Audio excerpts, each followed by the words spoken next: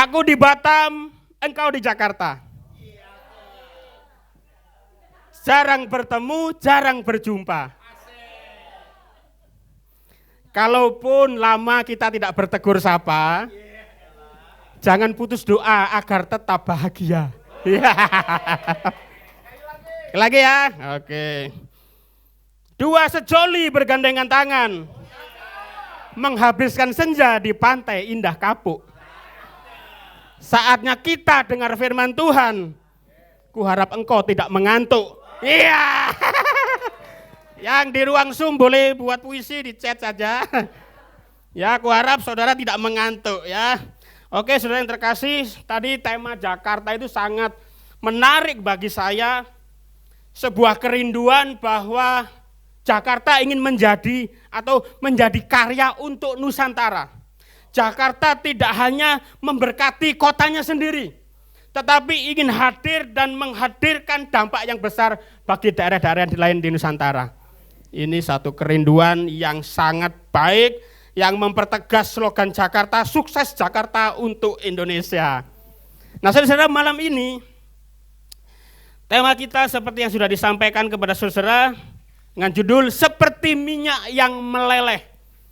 Ini saya ambil dasarnya mari dari kitab Mazmur 133. Saya melanjutkan apa yang CMI kemarin sharingkan ya, dari Mazmur 133 ayat 1 sampai 2. Kemarin dikupas tentang embun dan sekarang saya mengupas tentang minyak. Ya. Mazmur 133 ayat yang ke-1 dan 2, firman Tuhan berkata seperti ini. Nyanyian ziarah Daud dengan judul Persaudaraan yang Rukun.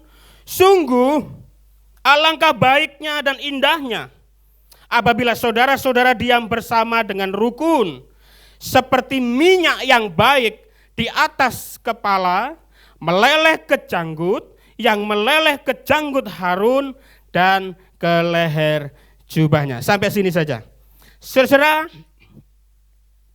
kalau minggu lalu kita mendengarkan bersama bagaimana Tuhan melihat bahwa kebersamaan, kerukunan, kebersatuan itu sangat-sangat indah di mata Tuhan dan sangat baik. Dipandang baik di mata Tuhan dan dipandang indah di mata Tuhan. Pemazmur menggambarkan dengan dua kiasan, yaitu seperti minyak yang meleleh dan seperti embun dari Hermon. Bagi masyarakat Ibrani, frase ini atau gambaran minyak dan embun Hermon itu mereka sangat-sangat familiar. Mereka sangat-sangat tahu, mereka sangat-sangat mengerti. Kalau saya disuruh menggambarkan kebersamaan, maka saya akan gambarkan seperti bumbu dapur dalam kuali dan embun di atas puncak Fuji. Seperti bumbu dalam kuali dan seperti embun dari gunung Fuji. Kalau gambaran itu mungkin di telinga kita tidak asing. Tapi kalau gambaran minyak, kita mesti melihat mengapa kebersatuan itu kok digambarkan seperti minyak. Minyak yang meleleh, minyak yang mengalir. Nah, saudara, kalau saya belajar, saya melihat ketika pemazmur mengkaitkan minyak ini dengan Harun, karena ada nama Harun di sana kan ya, seperti minyak yang meleleh dari kepala ke janggut, lalu ke leher jubahnya, itu kepalanya Harun, Alkitab mencatat. Dan siapa Harun? Harun adalah seorang imam. Berarti ayat ini mengkaitkan tentang minyak urapan yang kudus, yang spesial, yang tidak boleh dipakai secara sembarangan kecuali untuk pentahbisan seorang imam. Kalau begitu, kalau kemudian kerukunan dan kebersamaan ini digambarkan seperti minyak yang meleleh ke janggut, lalu ke jenggot, kalau dia punya jenggot kayak Ferdinand begitu. Sebelum ke jenggot, pasti ke janggut dulu ya. Dari kepala meleleh ke janggut, lalu ke jenggot, lalu turun ke leher jubahnya. Lalu apa pesan yang ada? Sehingga waktu kita berkumpul, waktu kita duduk bersama dalam komunitas yang kita miliki, kita tahu apa yang Tuhan mau dengan kebersamaan itu. Amin. Kita mau tahu apa yang Tuhan inginkan dari sebuah kebersamaan. Nah, saudara yang ada di ruang Zoom, mari kita juga perhatikan. Dari ayat ini, saudara-saudara, saya merenungkan bahwa mengapa kebersamaan dan kerukunan digambarkan seperti minyak. Yang pertama saya dapatkan bahwa itu bicara tentang kualitas kebersamaan itu. Tadi minyak yang dipakai ini, saudara-saudara, itu bukan sembarang minyak. Kemarin Ci Emi sudah menjelaskan, bukan sembarang minyak yang dipakai dalam acara-acara biasa, tidak. Itu dipakai khusus untuk mengurapi imam. Ada banyak pemakaian minyak di dalam Alkitab. Minyak untuk jenazah, minyak untuk pesta, minyak untuk lampu. Tetapi dalam hal ini minyak yang dimaksud adalah minyak urapan. Makanya dikatakan sungguh alangkah indahnya dan baiknya. Beberapa terjemahan firman Tuhan menerjemahkan kata baik dengan kata precious, berharga, bernilai tinggi. Saudara kalau beli parfum ya, kalau parfum harganya katakanlah 1 juta ke atas, saudara makainya sembarangan atau dalam acara-acara khusus? Khusus, tapi kalau harganya harga warung, saudara mau gecrot, mau tumpahkan, atau mau taruh di mana saja, saudara nggak rasa itu menghabiskan dana dan sebagainya. Tapi kalau minyak yang mahal biasanya tempatnya juga nggak gede-gede, betul ya? Segini, harganya jutaan. Tapi kalau tempatnya kayak gentong gitu, gede gitu. Itu minyak-minyak yang harganya standar itu kan makin gede tempatnya gitu. Tapi wanginya nggak bertahan lama. Ini minyak bukan sembarang minyak, disejajar menjadi gambaran bahwa kebersamaan yang diinginkan Tuhan itu punya kualitas yang tinggi. Tidak sekedar kumpul-kumpul. Ada tujuan yang tinggi, ada tujuan yang baik. Makanya kebersamaan disejajarkan dengan berharganya minyak. Kebersamaan di dalam Kristus itu bukan kebersamaan sedang kumpul asal kumpul, yang penting sama dalam satu sisi, tidak mau menerima perbedaan, bukan seperti itu. Kebersamaan di dalam Kristus itu sangat bernilai dan memiliki tujuan. Kalau saudara membaca Filipi pasal 2, di sana saudara akan mendapatkan di sana ada prinsip saling, ada manifestasi karunia di sana. Di dalam kebersamaan itu karunia orang beda-beda, tapi bisa kumpul jadi satu untuk kepentingan bersama. Itu berharga sekali. Kalau kumpul karena alasan yang sama, kenapa? Saya berkumpul dengan pecinta batu akik misalnya. Karena saudara senang batu akik, yang nggak senang nggak akan ngumpul. Betul enggak? Saya pernah mendapatkan sebuah perkumpulan komunitas motor gembel misalnya gitu, motor yang itu loh bawa apa itu yang nggak jelas itu, ada kepala boneka lah, ada apa, semua ngumpul, tapi yang suka yang ngumpul, yang nggak suka yang nggak ngumpul. Tapi kebersamaan di sini bukan seperti itu. Kebersamaan di sini itu bukan sekedar sama. Berada di tempat yang sama itu belum tentu ada kebersamaan, betul? Seseorang berada bersama-sama di rumah sakit, apakah memiliki tujuan yang sama? Belum tentu. Ada yang jagai pasiennya, ada yang memang dia jualan di situ, ada yang kerjanya di situ, makanya ada di lokasi rumah sakit. Tetapi kebersamaan di sini, saudara, adalah kebersamaan yang menyatu. Unity dan uniform itu beda. Kesatuan dan seragam itu beda. Saya kasih contoh di Batam, ada suatu cerita minggu lalu. Anak PT tinggal di satu mes yang sama. Tapi walaupun satu ruangan yang sama, tapi mereka nggak bersatu. Lu gua, kamu, saya. Urusan masing-masing sampai akhirnya mereka bersatu. Kenapa mereka bersatu? Seragam PT-nya sama, mesnya sama, tempat tidurnya modelnya sama, air yang dipakai mandi semua sama, tapi mereka tidak menyatu. Sampai akhirnya mereka bersatu padu. Kenapa? Saudara tahu alasannya? Di ruangan itu ada hantunya. Ini yang di Batam pasti ketawa saya cerita ini, kan saya dengar minggu lalu. Jadi mereka itu dinampain hantu di ruangan itu. Tiap ke toilet dinampain hantu. Akhirnya mereka, di ruangan ini ada satunya, kita tidur jadi bareng aja deh. Kita tidur jadi satu tempat aja deh. Mereka nggak tidur di kamar, mereka tidur di halaman ruang tamu bersama-sama dan rukun. Setan aja terbeban menyatukan. Masa kita nggak mau bersatu? Uniform dan unity, seragam dan bersatu, itu beda. Kalau seragam biasanya hanya tampilan luar, sama, seragam, tapi belum tentu satu. Karena kalau dalam unity ada take and give. Kita memberi, kita juga menerima. Ada sesuatu yang kita mesti rendahkan dalam diri kita supaya kesatuan itu ada. Makanya kebersamaan di dalam Tuhan itu berharga sekali. Karena enggak seperti orang kumpul-kumpul di pasar begitu, saudara. Ada tujuan, semua sama-sama menjadi serupa Kristus. Ada tujuan. Yang kedua, kenapa digambarkan seperti minyak yang meleleh?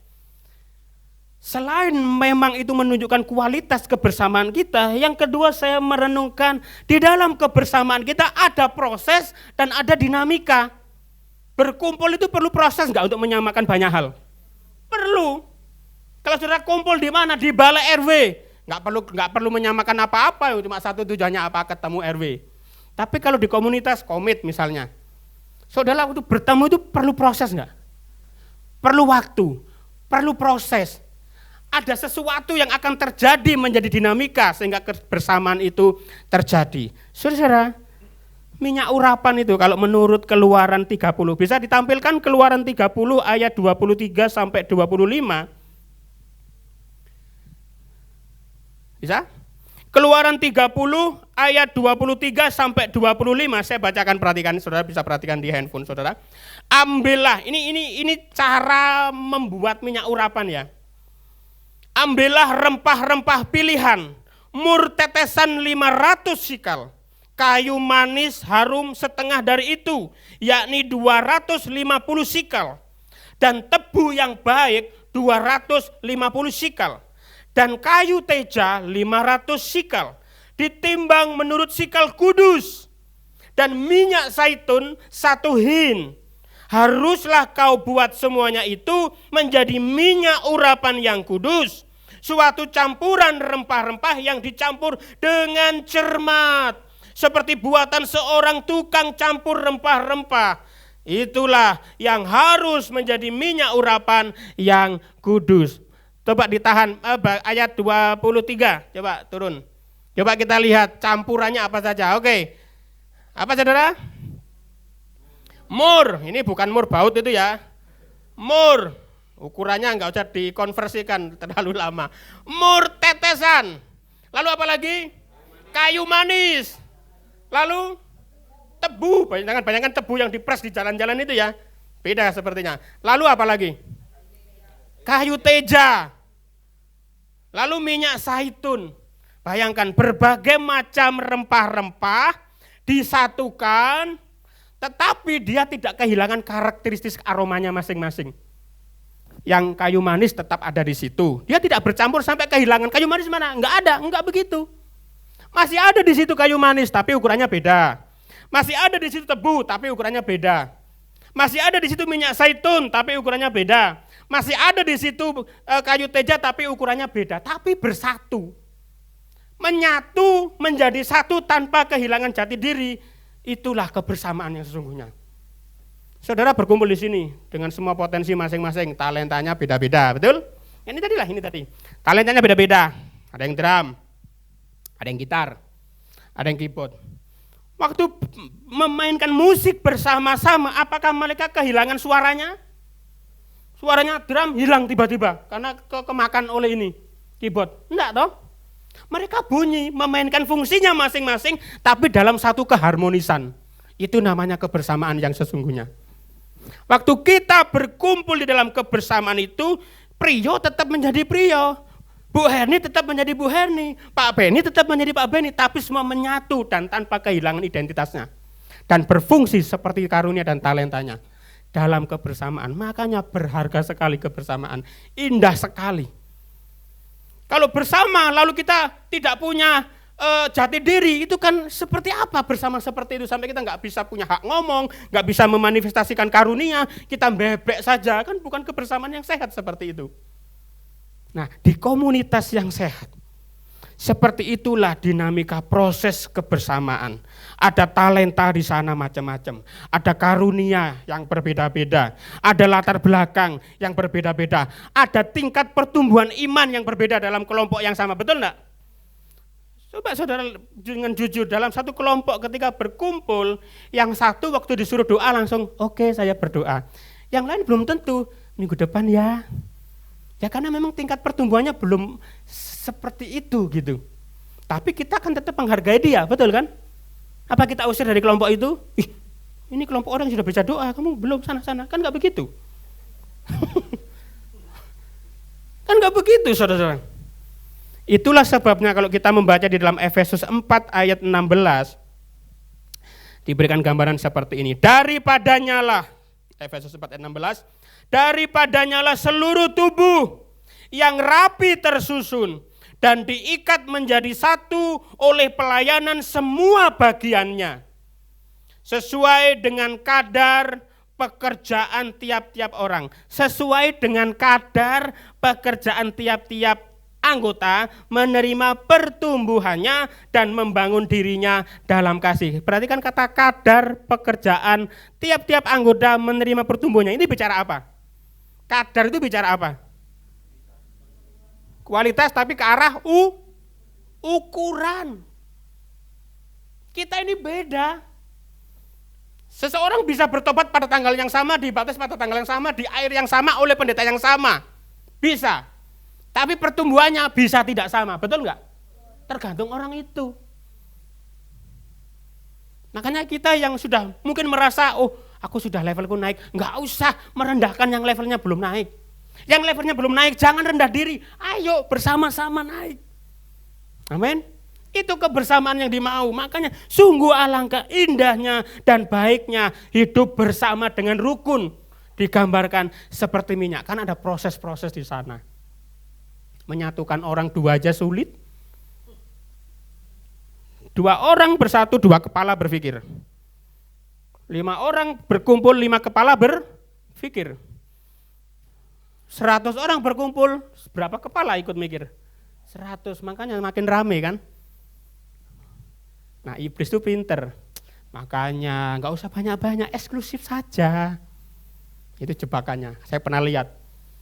Gereja ini besar, gak ada komsel, waktu itu masih istilah komsel. Tiba-tiba ikut-ikutan komsel, dikelompokkan, banyak kelompok. Apa akhirnya saudara? Pecah.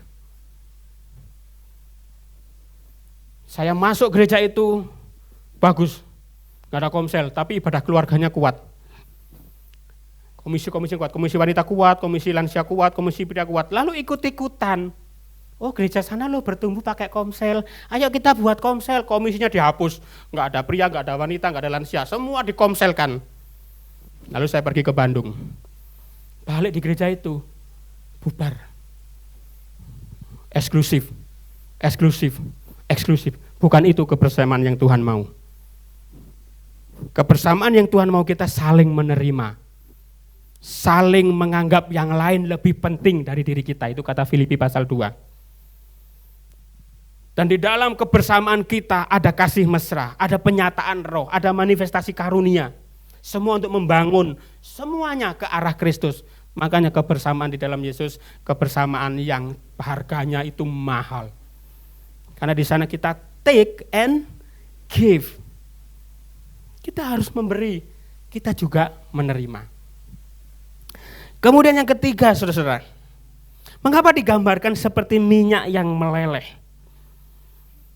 Ini bicara dampak, ya. Ini bicara dampak. Ini bicara untuk apa itu kebersamaan sesungguhnya. Kata meleleh itu menggambarkan minyaknya banyak apa sedikit kira-kira? Banyak. Mau saya praktekkan di sini. Saya tetesi 3 tetes minyak di ubun-ubun saudara dengan 1 gelas minyak gitu, kira-kira mana yang meleleh? Gelas. Karena kuantitasnya banyak. Coba saya membayangkan, coba renungkan kalau membaca Alkitab, renungkan ya. Seperti minyak yang dituang di kepala Imam Harun, lalu meleleh, berarti kan banyak itu minyaknya. Memang di sini saya tidak tahu minyaknya wangi atau tidak. Tetapi minyak yang ditumpahkan dalam kuantitas yang banyak pasti baunya menyebar. Betul? Saya tadi mandi di tempatnya Pak Indra. Tiba-tiba waktu saya buka wash bag itu tas sabun itu. Sabun saya yang cair itu tumpah. Saya buka langsung wangi. Wih, kok kayak nggak asing ya ini. Saya buka, ya ampun, pasta gigi, sikat, semuanya kena itu. Kena sabun cair. Minyak yang meleleh, memang di Alkitab nggak dikasih tahu ya, ini wangi atau tidak. Tapi saudara bisa membayangkan ya, kalau itu minyak dituang dalam kapasitas yang banyak, baunya apapun pasti tercium, betul? Dan saya percaya ini minyak baunya pasti nggak mungkin nggak enak. Bahannya aja seperti itu. Bahannya seperti rempah-rempah pilihan. Rempah-rempah yang khusus, dan saudara mesti tahu secara fungsi ketika seorang nabi mengurapi imam atau siapa mengurapi imam itu seperti mensahkan, mentahbiskan, melegitimasi bahwa dia sah menjadi wakil Allah. Imam itu menjadi perpanjangan tangan dan mulutnya Allah, sah. Lalu kalau kebersamaan kita digambarkan seperti minyak yang meleleh, seperti proses pengurapan seorang imam, ini bicara profetik. Tuhan mau bau apa yang akan tercium dari komunitas kita? Komitmu mau kau harumkan bau apa yang keluar? Kebersamaan kita ini mau tercium seperti apa oleh orang-orang luar? Mau tercium wangi atau tercium tidak wangi? Mau tercium harum atau tidak harum? Itu yang dimaksud di sini. Kerukunan digambarkan seperti minyak yang meleleh. Tuhan punya maksud. Coba kita baca saudara-saudara. 2 Korintus 2 ayat 14. Bisa ditampilkan Pak Bro? 2 Korintus 2 ayat 14.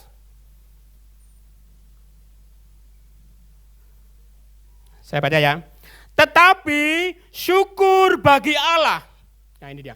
Tetapi syukur bagi Allah yang dalam Kristus selalu membawa kami di dalam kemenangannya. Baca bersama-sama. 1, 2, 3. Dengan Ia apa yang disebarkan? Keharuman apa? Keharuman pengenalan akan Dia. Maksudnya komunitas kita tercium sehingga orang itu tertarik datang gitu loh. Amin. Jadi jangan mengeluarkan aroma yang gak sedap. Nanti orang gak tertarik kenal Kristus. Bahwa apa? Orang gak tertarik. Coba, kenapa penjual parfum di mal-mal itu, tes bu, tes. Kertas yang segaris itu, tes. Supaya apa? Kita ngecek, enak gak ini? Nyengat gak ini? Jangan sampai pakai parfum orang malah pingsan begitu. Ini tes, oh baunya soft, ini cocok deh kayaknya gitu. Lalu kita beli. Kebersamaan yang diinginkan Tuhan adalah kebersamaan yang berharga karena punya tujuan apa? Memperkenalkan Kristus kepada orang-orang di sana. Amin. Amin. Tidak hanya berguna untuk kelompokmu sendiri, tidak hanya berguna untuk kebersamaan kita di dalam kelompok kita, tapi ada tujuan yang lebih besar supaya pengenalan akan Kristus ada di situ dan orang tertarik. Sungguh alangkah indahnya dan baiknya apabila kita duduk bersama, duduk rukun seperti minyak yang meleleh. Kualitasnya berharga sekali karena ada tujuan yang sangat mulia. Prosesnya juga seperti itu. Dan tujuannya apa saudara-saudara? Menyebarkan aroma wangi keluar sana. Amin. Mari saudara yang terkasih di dalam nama Yesus Kristus, seperti kerinduan Jakarta membawa dampak bagi Nusantara, itu kan? Komunitas kita harus sama, harus rindu menjadi dampak bagi orang-orang yang lain atau komunitas-komunitas lain di luar sana. Kok kalau aku kumpul di sini seperti ini, kalau kumpul di sini kok sepertinya indah sekali. Nah, itu sebetulnya tujuan kita. Kalau di sini aku kok terasa asing ya. Kalau kelompok di sini kok aku terasa dibedakan ya. Tapi begitu masuk di komit-komit, aku diterima sepenuhnya. Beda kan? Kalau perkumpulan-perkumpulan di sana berkumpul karena satu persamaan, hobi lah, status sosial lah. Tapi kalau di kebenaran kita, lihat, Semua kumpul, apapun modelnya saudara kumpul dalam satu kebersamaan. Dengan tujuan yang sama, mengeluarkan bau harum pengenalan akan Kristus. Amin. Inilah tujuan mengapa kebersamaan kita dipandang indah di mata Tuhan. Mari kita menyebarkan bau yang harum.